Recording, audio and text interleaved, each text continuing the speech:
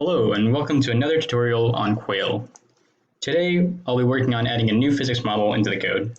The physics model that I'll be adding is Burger's equation, which is a simple scalar equation that I'll be adding in 1D. So let's begin. Adding a new physics model is done by inheriting the physics base class, which is found in physics/base/base.py. This class has a lot of the framework for setting up a new physics model, so inheriting it will save us some time. We'll begin by adding the new physics model to our list of physics models in the code. This is found in general.py, and it's implemented as a class called physics type, and we will just add our new physics model here. Now, since Burger's equation is a scalar equation, I'll be adding this to physics scalar.py.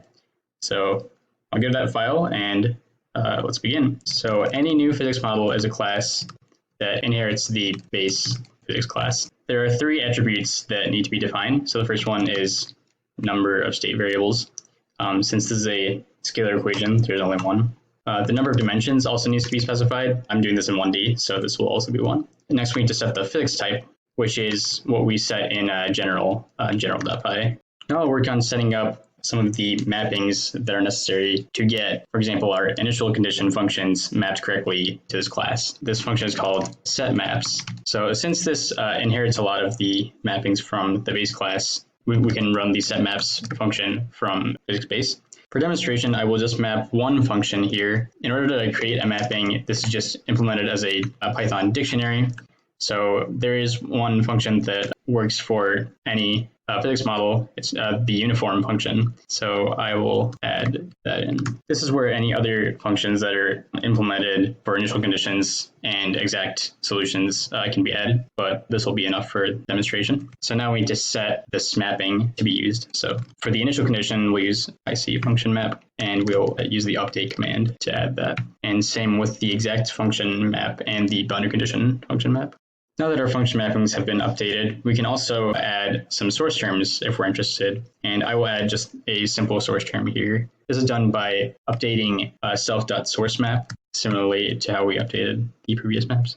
So now that all the mappings have been correctly created, we can begin defining the physics model. The first will be to create the state variables class. This is where all of our state variables will be named. The state variable will be named scalar, and we'll add some text here, which is what shows up when the solution is being plotted eventually. If there are any additional variables to be added, we can add that here as well. For example, you might want to add a variable for the maximum wave speed, which is what I'll do. So now we will add the interior convective flux function. This function takes UQ as an input, which is the solution at each element evaluated at the quadrant points for each state variable. The interior flux function is basically the flux term in the governing equation. The flux term for the Burger's equation is pretty simple. It's basically just 1/2 u squared, where u is the solution. So I'll implement this flux as u squared over 2. So I'll do uq times uq over 2. One thing to remember is that the flux has an extra array dimension. So UQ is a three-dimensional array. It has the first dimension being number of elements, the second being quadrature points, the third being state variables. The flux also has a fourth for the direction.